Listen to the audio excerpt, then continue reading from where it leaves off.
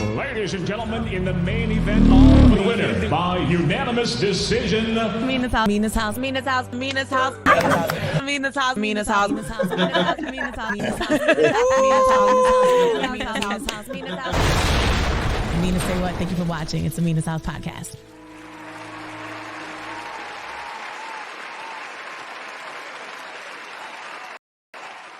In a new studio space today in Camden, New Jersey, and I have singer, songwriter, Grammy-winning artist Elijah Blake joining us today. What's up, beautiful? How you doing? Look at you out here in Camden. Thank you for coming out, Elijah. You know, I had to come to where you at today. So, you're originally from LA, correct? No, I live in LA. Oh, originally you're from Florida. Florida. That's right. Yeah, you been to Florida? Yeah, it's pretty crazy down there. What you mean? You ran into Florida, man? No, well, that part. But then I remember when I was doing mornings in Philly, I used to do this segment called like this crazy news segment, and all the crazy news came out of Florida. Oh no, we not wrapped too tight out there, but what is it about Florida that like people do the wildest stuff? I just think I came to the conclusion that all the islands are there. You already know Caribbean culture. Okay. We're warm-blooded, we're hot-blooded, and I just think you got the Puerto Ricans, the Dominicans, the Haitians, the Jamaicans all in one place. All in one place. It's too much going on. Right. Okay. Yeah. I remember there was a story where a guy was riding a manatee, and I'm like, nothing in me would make me want to get on a manatee and try to ride it. And this is like the news story. But I'm intrigued, see? I'm not too far from there because I want to see what that looks like. So Elijah, you are in our accelerator program at Sirius XM The Heat, which I am on air. Yes. And it's funny, sometimes our accelerator program puts me on to artists. So I actually learned about you through our program. Wow. Yeah. And it's funny, when I was telling people like, hey, I have Elijah coming up, they were telling me like, oh, I know his song. Where do I? And I'm like, because Sirius XM The Heat has been playing your music and supporting you, that people like, you're starting to become kind of like a name that people recognize. Yeah. It's we were talking about, right, the Money Long and the Victoria Monet effect. And that's just kind of like where I feel like music is doing a purge, right? I think you can it's just glass half empty, glass half full, right? You can look at what's happening with all these artists are getting dropped from, I heard like Atlantic dropped 40 artists. Yeah. And then I heard that just, and all these CEOs execs are stepping down, right? But thank God we're in this environment where you getting dropped from a label is not the end of your career, right? Lady Gaga got dropped from Def Jam and then became Lady Gaga. So Katy Perry was dropped before, and just Frank Ocean was dropped before. So I look at that as an opportunity for the cream, like we were saying, to rise to the top, for the strongholds and the shackles, and I hate to get all spiritual, to be released in the name of Jesus. Wait, but I think another thing is the way that artists are signed has changed. Yeah. And everything is TikTok. It's more numbers based than like feeling based, right? Yeah. So before, I feel like I used to get a feeling, right? Now all music is not a feeling. It's just, this is the number, this is the dance, this is the streams, this is the analytics, the insights. Because everything got so techy. Right. TikTok is a tech company, and then if you think about record labels, they're owned by tech companies. Sony is a tech company. Yeah. You know what I mean? Universal. So with this, I feel like a purge is happening and the feeling is coming back. And that's why artists like myself, who's been around since 15, me and Priscilla used to do writing sessions, Money Long now. Okay, government name. You feel it? But she said I call her Priscilla. Okay, you know, we used to see on YouTube together. We did Nowhere together years ago. I know her. Right. No, that's my dog. She was actually on my last album. Yeah. And I told a funny story because the producer, I know he's sick of me telling this story, but at least I don't say his name and throw him under the bus. But Priscilla had reached out on what Money was like, yo, I like that it's finally, you know, me transitioning from the songwriter to the artist thing. She was like, yo, like I'm loving the transition. And she was about to do it. She was becoming Money Long, and we were talking. We just were bouncing ideas back and forth. Yeah. And I was like, yo, I want you to be on my project. I got a song called Dark Skin, and I need a beautiful chocolate girl who could sing. Yeah. And how dope is it? We kind of started, we're both from Florida. So I remember when I was putting her on the record, this exec was just like, because she's on the record, D Smoke is on the record, Duran Bernard, right? Yeah. So it was a lot of people on the record. Yeah. He was like, we got to cut a verse. And he was like, we got to take the Money Long verse. He was like, who's this Money Long girl? I was like, oh, it's Priscilla. She's going to, she's going to Money Long and she's actually super dope. We wrote together. And he's like, yeah, she got to go. And I'm like, no, what you mean? Do you know, I didn't listen.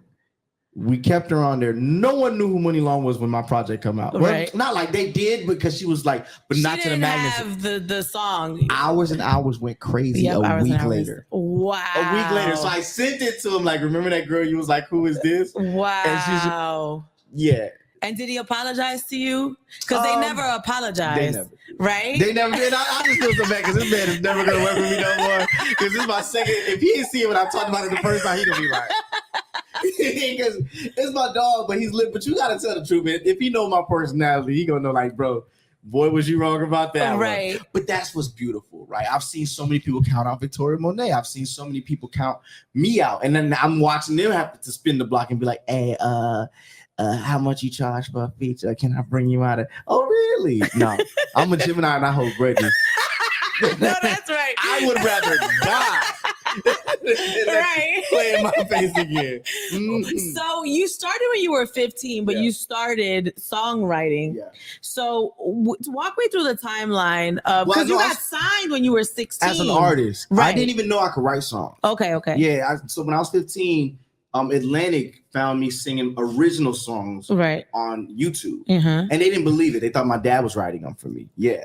So then they basically, one of the execs flew down. In front of me right now. Yeah, prove it to me. Prove it. And my dad was like, hold on. Like, what is this? Like, is this the Mickey Mouse Club? Like, no. So he put the kibosh on it. But Mike Karen was like, I still think he's a star. And he was talking to Troy Taylor, who discovered Trey Songz. And Trey was like the premier act at the time.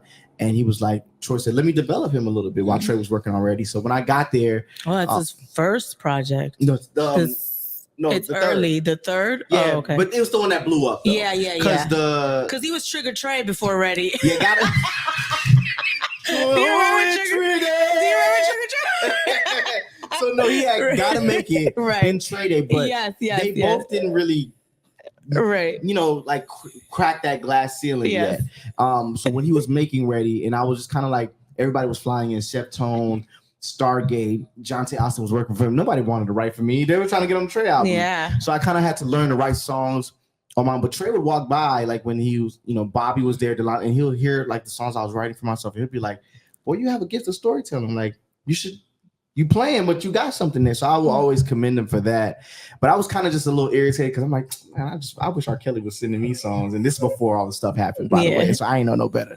But R. Kelly was sending records. Dream was sending records. Just like the best songwriters were sending songs. And I just wanted to sing. I was a church boy. But he allowed me to collaborate on Jupiter Love.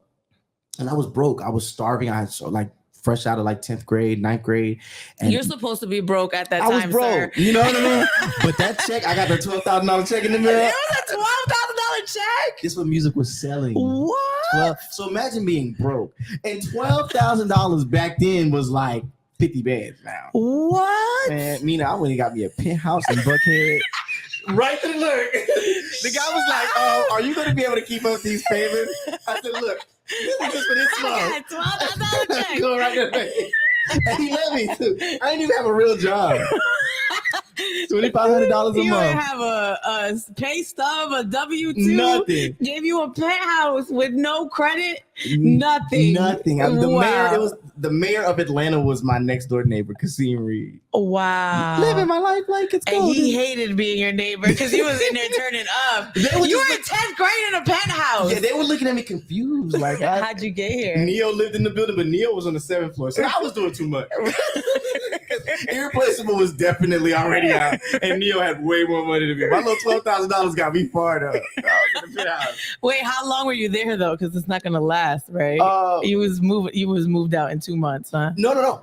I stayed for a couple months. Okay. And then, so you kept getting royalty checks from the songwriting. That's when the Songwriter Elijah happened. Because I was an artist first, but once I saw that, what's that song?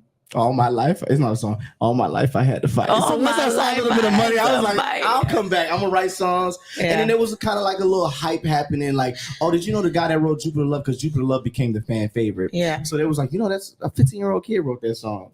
So then that led to sessions with Mary J. Blige. That led to sessions with so many other people. And I think the way that the story got back to me, I want to tell this properly because I don't want to put words in people's mouth, especially somebody as powerful as Beyonce. So when I tell this story, it's really just me just saying this, just the things that she does for our culture and people that she probably isn't even aware of. This is what somebody was asking me, who is the most powerful brand in the music industry? And Beyonce was one of them because around the time, I think right before she had Blue, this is when this was all happening.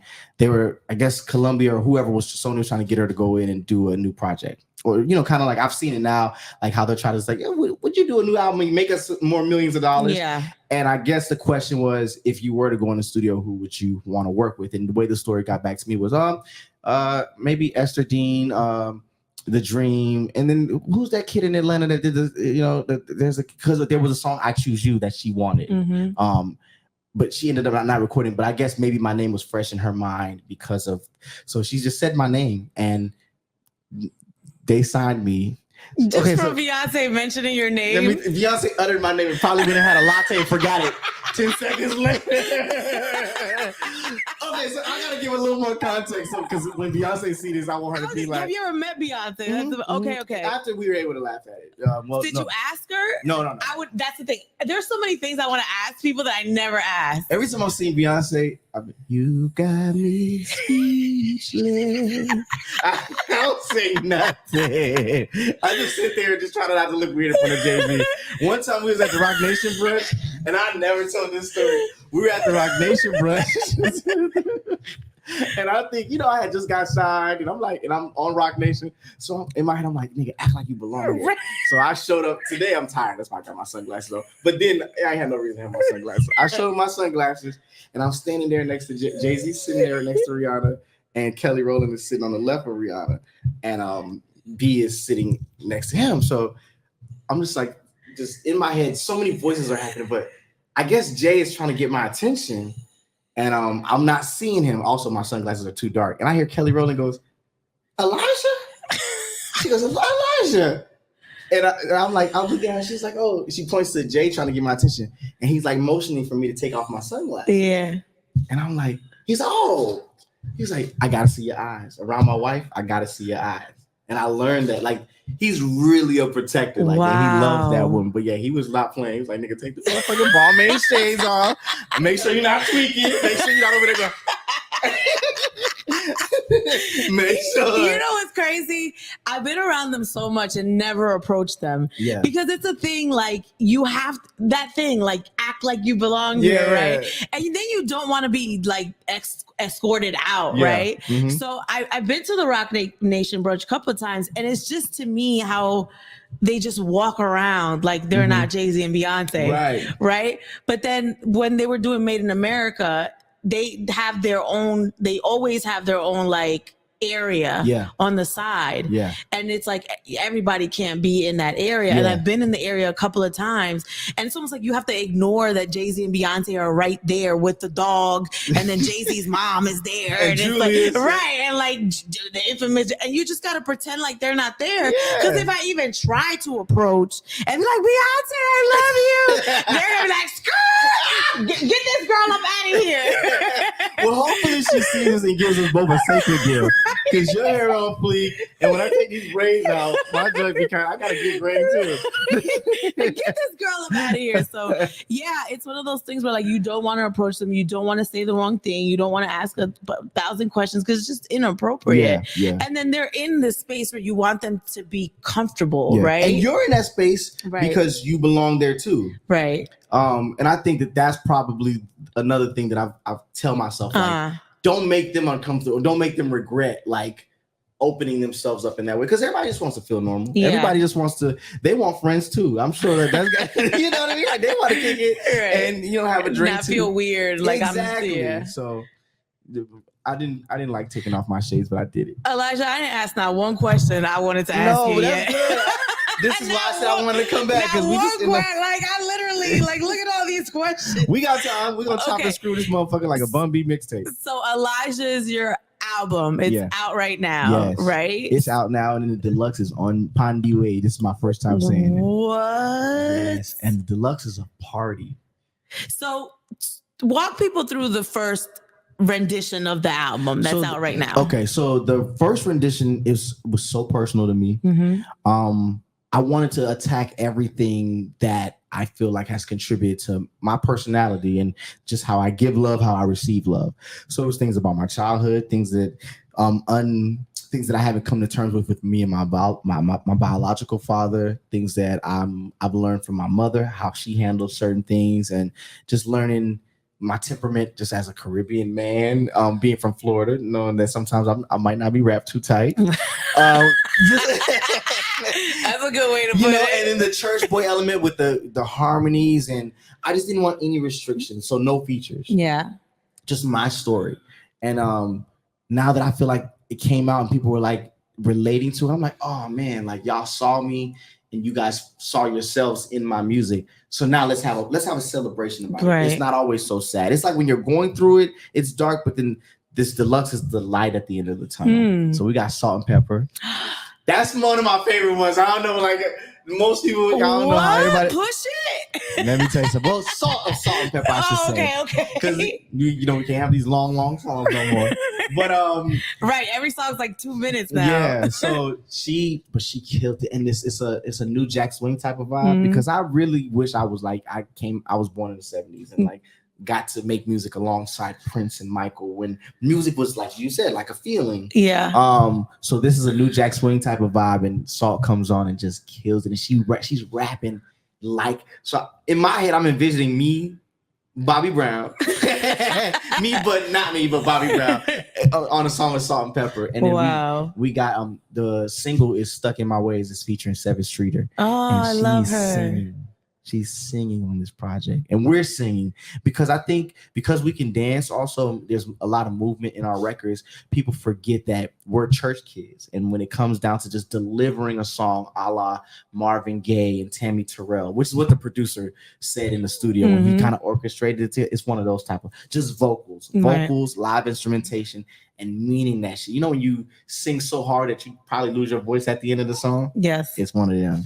I noticed that about Sugar, Water, and Lime, which we play. There's these big instruments, and you don't hear instrumentation anymore in the music. Everything is like on the MPC or it's created in the studio. And I feel like I can hear that there were instruments and people and union workers playing, instruments. Remember that conversation we had about journalism? Right.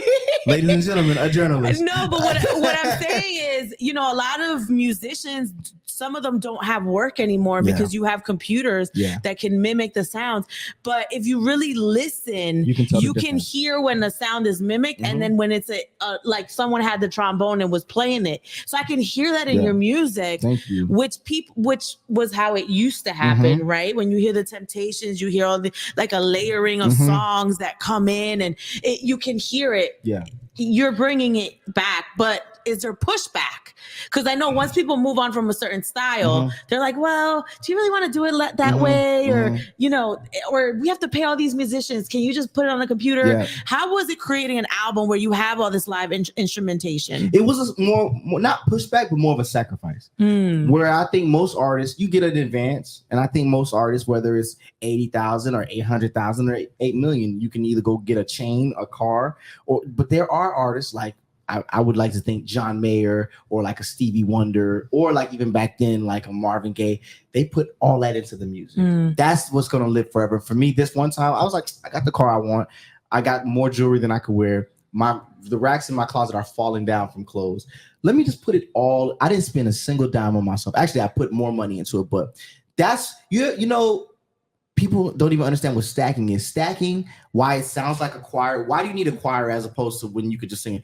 It's the different voices, people's different vibratos. Even if you sung the same thing right now at the exact same time, you would hear different frequencies and tones and textures. So for me, that's what happens when you're layering music. If a computer makes it just sound very linear. Yeah. So you were saying people can hear the difference, but also I think can hear it. I don't think the average person can hear it. You can hear it, but I feel like whether you know it or not, you can feel the difference. Yes. Because on Sugar, Water, and Lime, the guy on the trombone, he might be a little bit ahead of the beat. But then the guy on the saxophone, he might be a little more smooth, so he might be behind the beat.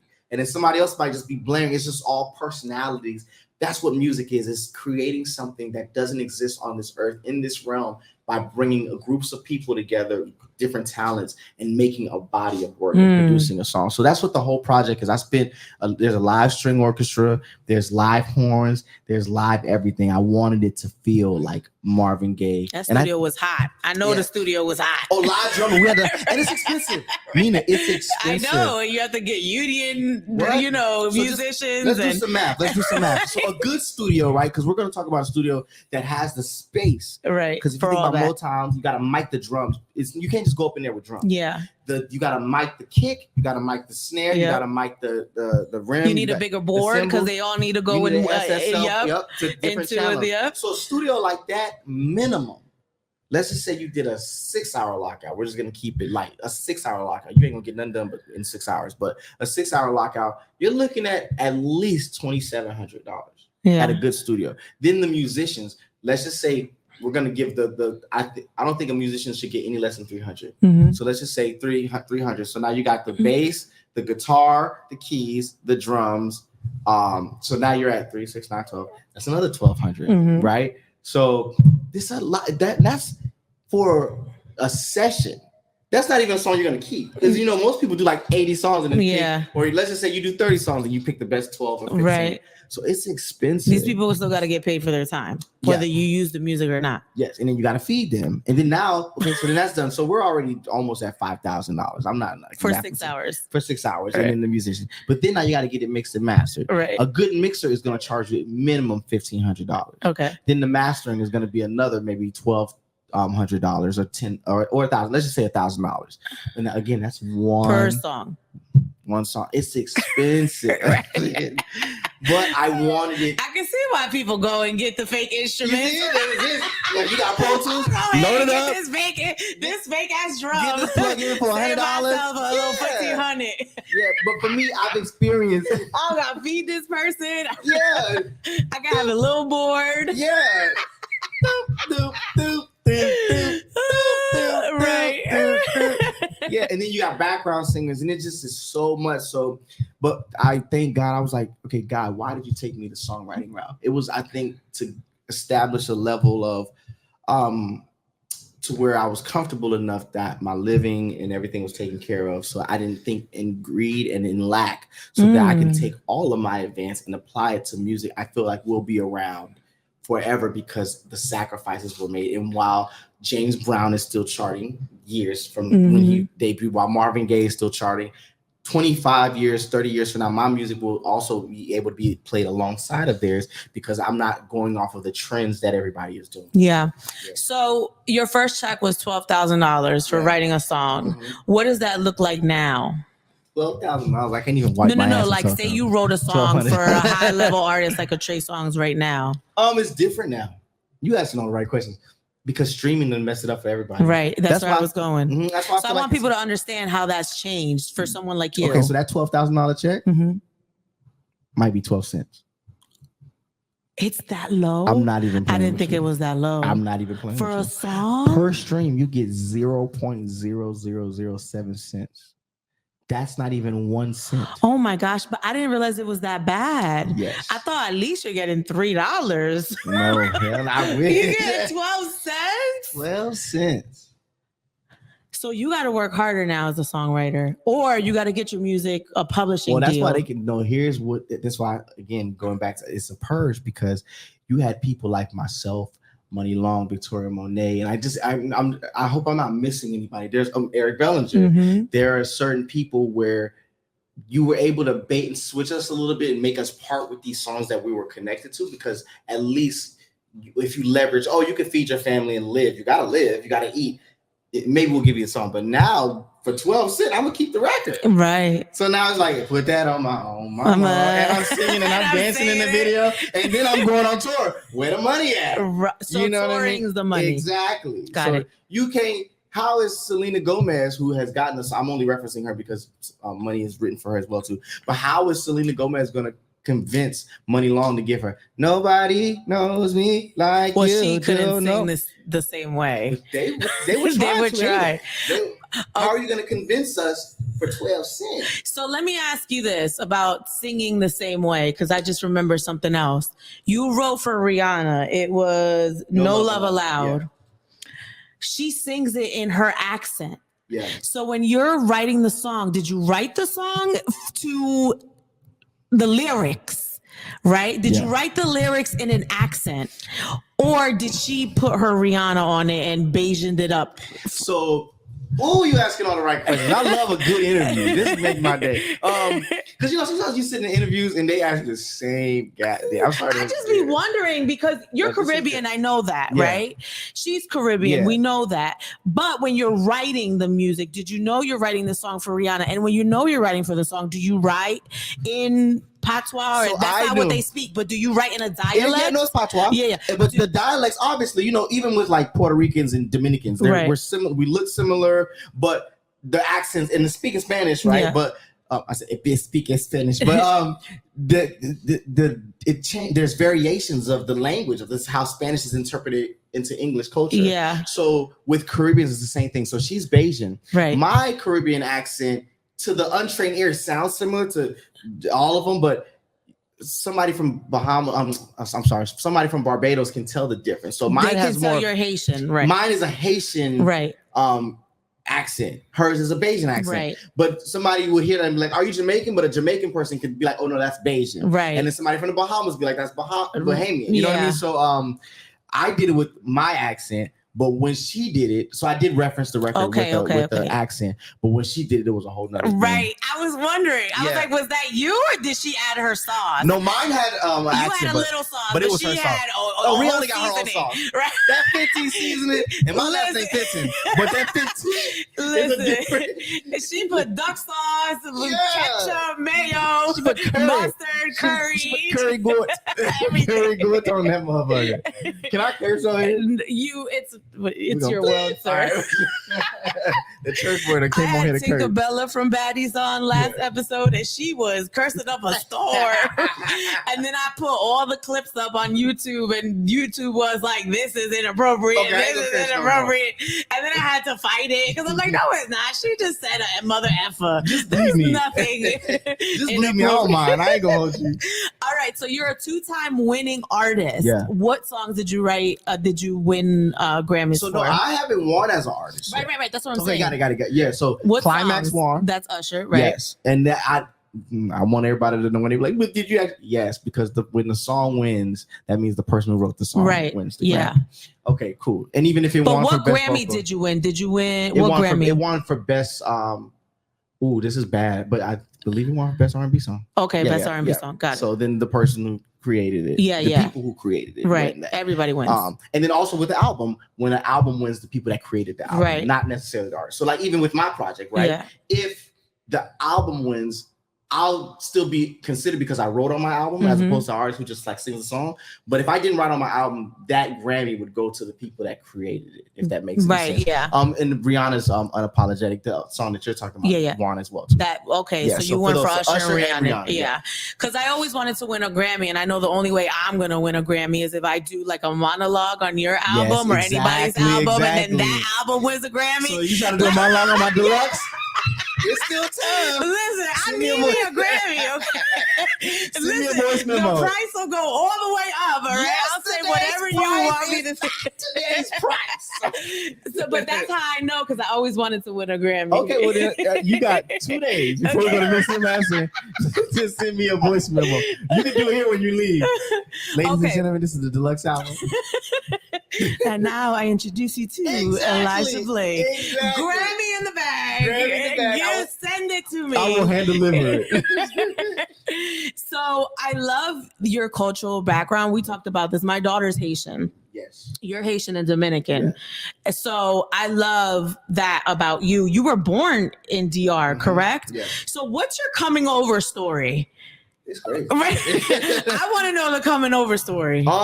So my dad I don't know how you would position an office. It would consider it like I could relate it to in US, but basically like an ambassador for Haiti, like at the embassy. And when they overthrew the government, which is somewhat similar to what's happening now, the US allowed people to get political asylum to come to the United States. So at this point, my mom is living in Haiti with my father, but he's at the embassy every day. I've never told this story. It's actually a beautiful Romeo and Juliet love story kind of. And she's home, but they're driving through the streets because they believe in countries like that. Like, if you overthrow the government, you must kill the kids, you must kill the children because they'll come back and avenge their family. Wow. And then, sometimes it's like that. So they were driving through the streets, shooting and looking apparently for our family. And we had a maid, and my mother was like, "Hey, I'm going to pay you for your services this month." And the maid was like, "Actually, no, your husband's signature is worth way more than that." And she was like, "Well, what do you mean?" And he was like, "If your husband can sign this, you don't have to pay me for this month and the last month and then the month after that." Yeah. So then she was like, "Well, you don't know, like your husband, everybody's kind of like gone or been overthrown or like died, but like your husband is the last signature to be that can grant political asylum to the United States." And my mom would say, "What?" But my dad is so prideful. He didn't want to come to the United States. He wanted to stay in the fight. And so my mom said, "Okay, I will get my husband to sign this piece of paper. But take my child." No, she said, no. I just agreed. Take my child. Take my child, please, baby. Moses, like Moses in the Bible. Okay, that's not right. He only has one chance. He has one opportunity. No, she put me in the goddamn basket and send me down the river. You trying to turn this into now my story not even cool enough. If my story was good, now it's about to be underwhelming. Come on, that. Okay, no. Damn. But she basically was like, "I will sign this paper if you bring me back an application," because she knew my dad was hiding it from her. Okay. So brought her back an application. She filled it out. And I guess when my dad got home from work, she was like, "You motherfucker." Like, we out here suffering. Right. My mom said she literally had to put up a mattress on the window when they would drive by shooting and hide with us in the corner. She was like, "No, we're getting out of here." Do you remember that? No. How old are you? Maybe like 4 years old. Yeah. So she was like, "We're getting out of here. Like, I ain't signed up for this." You know what I mean? And he was like, "Okay, I'll sign it and I'll take it." She was like, "No, we're going right now." Like, she wasn't playing. It could have only happened one way. And she was like, "I'm going to the embassy with you." Like, she really Did she speak English or she Spanish? No, she was actually a French teacher. And then Creole is rooted in French. Exactly. Got it. So they went to the embassy, and as soon as she got to the embassy, what she told me was, they were like, "Are you serious? Like, your wife and kids have been here this whole time?" And they put us on a plane right then and there. Wow. Let us get back. Because also when you're leaving Haiti, sometimes like you can't say that you're leaving because you could get kidnapped and people could take your passports. And, you know what I mean? Or just like at that time. Because Haiti's still beautiful. I hate that it's always bad things when we're talking, but at that time, you could have got kidnapped and somebody could have used your passport to come to bring their family in or whatever. So they put us on a plane right away and brought us to the United States. Wow. It's a beautiful story. That's incredible. And she left his ass. You're in my head. I wasn't going to ask it because I need to ask about Climax. But literally, like, you're in my head, like, oh, that relationship was done because you didn't protect me. Yeah, you didn't protect me. Usher Climax, probably my most favorite song from him. And even before I met you, I loved it. And then when I found out you wrote it, I was like, holy, how do you write that? I think life, at the time, I have to give a lot of credit to Mark Pitts and Walter Jones for believing in me to put me in that, because I didn't have no. So the whole song? So no, we were in the studio. Okay. I was flown to New York to work on Usher. I didn't know what I was coming there to write. And I just know when we were going to create, I keep saying this, I was the least qualified person in the room. Diplo was huge. Usher was Usher. Right. And here's 15-year-old me. Like, I ain't got no placements. I had Trey, but like, and we were there for 2 days. We were there for a couple days and nothing was really sticky.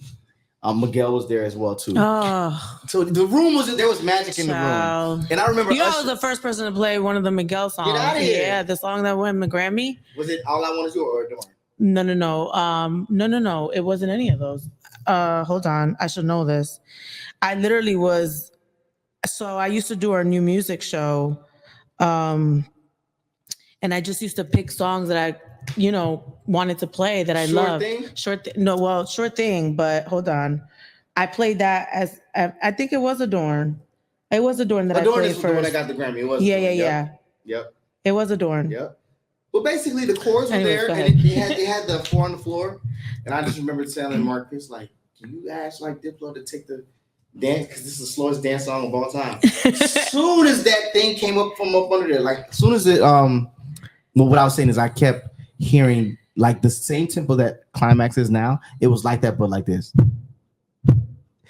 Because what's his name? David Guetta, Skrillex, all those dance DJs were so big at the time. It just felt forced. It was like electronic. I was like, if y'all can get rid of this goddamn depressing ass dance beat up under there, then my praise and worship ears, because if you think about it, Going Nowhere is a praise and worship song. That's a melody. So as soon as they removed that, that's when I heard the Going Nowhere first we reach the climax. As soon as I did that, Usher came out the movie. Said, "What was that?" He was on the call. He was like, "What was that?" I was like, "I don't know. I don't remember." But luckily, he has a studio mic'd up. It records everything. Wow. That happens there, and we were able to play it back. And he was like, "Sit down. We about to finish this record right now." You co-wrote with him, like you sat and wow. I would always say when everybody's in the room, whatever, even if you were in the room with. I even gave his guitar player like some of my percentage, because he was there. If you're nodding yes or no, that could stop us from taking the record down the wrong path. That's right. That's how they did it in Motown. So I would definitely say it was a joint effort. It's funny. I always bring that up when we talk about using rap lyrics and using music in trial because of that. Because you can't say, hey, we're going to hold you accountable. What you said in this song, we're going to hold you accountable and say you committed a crime because of what you said. But it's like, how do you prove that person wrote that lyric? Because music is such a collaborative process. It is. Then at that point, it's not many people that can just write a song from scratch. That's a gift. I don't think people recognize that. I forgot what artist. Oh, I should remember this. Was talking about Beyonce and like how you got 9 people writing for Beyonce. Are you really writing? Is that really your song? But this woman, I forgot her name. It's gonna bother me. She's written so many songs. Oh, Diane Warren. Yes, she's written so many songs of her own. Diane, you have a gift. Everybody can't write a whole song on their own and then it charts. Well, also I think that's why The Dream kind of like stepped in to defend Beyonce because it was like one of those instances. I don't know if Diane's words got misconstrued or if she was tweeting too fast, because she know that just because it says the writer is that 9 has to be broken down in half, right? Because the producers, when you look at the writers, they're listed under writers as well. So like Dark Child, a lot of people might not know that Dark Child's name is Rodney Jerkins. So they just know Dark Child produced it. So if they look and they see Beyonce, Rodney Jerkins, they're like, oh, she's got it. But it's like some of those might have been 5 of those people could have been on the production side. Or let's just say in a rare occurrence, what if it was 8 producers and they all collaborated and Beyonce did write it and she was the one writer. I just think it gets unfair because people are not properly educated on how it's listed. It's created this weird. Luckily for me, I write all my own songs. Okay. Hallelujah, in Jesus' name. So luckily for me, I don't got that problem. Tried and true. Y'all know if I can't do nothing else, Elijah gonna pull out that pen. You feel me? I'm gonna sign a check and I'm gonna write a song. But it's created this weird about the conversation we were having earlier. Sometimes it makes it weird when I collaborate with people because it's not fun because they're like, oh, I have to show that I'm a writer. I'm like, you don't got to prove nothing. Right. Do I give you 50%, 75%? Right. Like, what's the split? For me, when the song wins a Grammy, no one says, oh my God, Rihanna has 20% of this song. Such and such has to. No, you're winning a Grammy for your contribution to an amazing body of work. I think when it gets like that, it becomes jaded and tainted in a way. I think it's the whole thing with Drake too is just gotten not fun with the ghostwriters, because regardless of if he does, okay, so if James Fauntleroy does a hook on a Drake song, people will see James Fauntleroy's name in the credit and they'll be like, oh, well, James Fauntleroy wrote the song. Well, no, he wrote the part that he's saying. Right. But now they're going to call it a ghostwriter. And I just hate when people, sometimes they're trying to compliment me and then they're trying to compliment me, but it'll be offensive because they'll be like, damn, like, bro, you don't get your props. Like, you one of the dopest ghostwriters. And I'll be like, no. A ghostwriter is somebody who got $20 and, sent up the street. I'm credited on these songs. I'm not a ghostwriter. I am a songwriter. So I think that this become convoluted. That's the title for this podcast. I'm not a ghostwriter. I'm a songwriter. Like, you ain't gonna ghost me. Like, I'm in the credits. You know what I mean? So yeah, but everybody's so scared of the ghostwriter thing that even dope ass songwriters, dope ass rappers are scared to collaborate. Yeah. And that's why the music has gotten down, because sometimes maybe that hook will inspire, like when the guys are, that's just the way it is. Things will never be the same. I used to think that was Monica, by the way, when I was a kid. I don't know why. Just because when he said, because Monica used to do her runs like that. And she used to have like a deeper voice. But that hook probably is, even though Pac was poetic, that might have inspired where he went. I see no changes. Wake up in the morning and I ask myself, are we going to say that he had a ghostwriter too? So I just think stop trying to prove yourself to people and just be present for the experience and create. Elijah, I asked not even 75% of my questions, but it's okay. No, okay. Are we losing something? Okay, let me talk about Sugar Water and Lime. Okay. By the way, I love West Side Story. Thank you. Before we get into that, because it's very poppy, it's very Prince mixed with The Weeknd. I just love the vibe. Thank you. Okay. But I wanted to talk about the lyric in Sugar Water and Lime, and this might be a whole nother big conversation, but I'm gonna keep it short. It's, baby, we can make lemonade from sugar water and lime, but we tried. Baby, we can't make lemonade. Thank you for clearing that up, because I'm so sick of people on the conversation. That's not like limeade. I said we can't. Can't. Context clues everything. Wow, where were y'all at in English? Right. We can't make lemonade from sugar water and lime, but we tried. Yeah. We couldn't make lemonade. What? Because I feel like lemonade, I feel like lemonade is sugar, water, and lime. It's just another way of saying it. Is it sugar, water, and lemon? No. What's the date? Like, what? Okay, thank you for letting me clear this up. I was saying we can't make lemonade from sugar water, because then that is limeade. But it's saying, if I got into a relationship with you, right? Right. And I said, Mina, what is your favorite drink? You beautiful woman. I want to go get it for you right now, so I can get 20 more minutes of your time. Because if you're like, I'm just creating a scenario. And I said, okay, cool. You said, I love lemonade. I travel the world. I try different versions, but I love lemonade. That's my drink of choice. That's the way to my heart. That's my love language. And I look and I go to the bartender. I'm like, bartender, there's a beautiful woman in the corner. Give me lemonade. He's like, oh, I only have limes. And he makes me the best taste. But he's like, I make a mean limeade. Bring that back to her, right? And I bring it to you. And I'm just like, hey, this is limeade, right? And you're like, you enjoy it. So now on anniversaries, I'm bringing you limeade. You can wake up on the third anniversary and be like, you didn't pay attention to my needs. You presented me an alternative that I was okay with, because I wanted to give you time to appreciate what I'm saying, but I told you from the beginning that I preferred lemonade. And although it's close, it is not the same thing. So the devil is in the details. What? Yeah.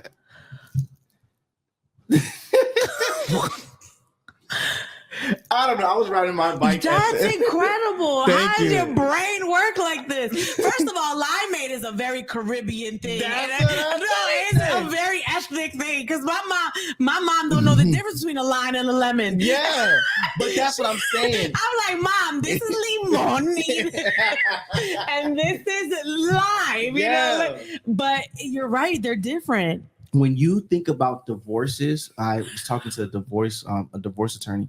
He said it's always the little things. It's never the big fight, because y'all have a big fight, you're gonna fuck it out and then make love, and then but the little things that, hey, I like flowers on certain things, or I like this, the bed to look this, I like the counter to, it's always those little things and the details that when you feel they're constantly neglected, that they're not being nurtured, that's your love language. You're not being satisfied in that way. What's your love language? That's my last question. You keep talking about that. It's very rare for men to even know what their love language is. Yeah. Like, how do you communicate to a woman, this is what makes me feel loved? Some people don't even know what that is. What does that look like? You know why they don't know what it is? A lot of people will leave this earth never knowing never being truly loved.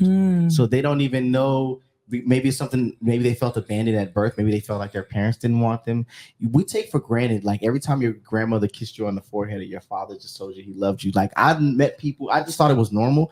But I meet adults now who's like, yeah, my mom never said she loved me. My dad never. That's like foreign to me. But certain people have not had the same experience with love. And I will say, I thank God that even in my past situations that didn't work out, I was loved and I have loved. I just think that you can love, you don't possess people, so you love different people at different times for different parts of your life. But for me, my love language is I think touch. Like I'm definitely that's like a cuddler. Most men's love. Yeah. You know, that sums it up for most men. Rub my head or rub my back. I was like, oh, that's pretty standard. I'm gonna marry you. And on that note, buy me clothes too. If you buy me clothes, Elijah Blake, ladies and gentlemen, not a ghostwriter. He's a songwriter. Not a ghostwriter. The checks come in the mail and they clear. The album is Elijah Deluxe. It's going to be Elijah exclamation point. So the album is Elijah with the period. The album is the deluxe is Elijah with exclamation point. And I would ask what that means, but we don't have time. Okay. And this is what happened at the BET Awards. You know, you get Caribbeans in a room. Right. I was like, you got to go already. Like next time we'll talk. Be back again. All right. Elijah Blake here. It's Mina SayWhat, the Mina's House podcast. Thank you for watching.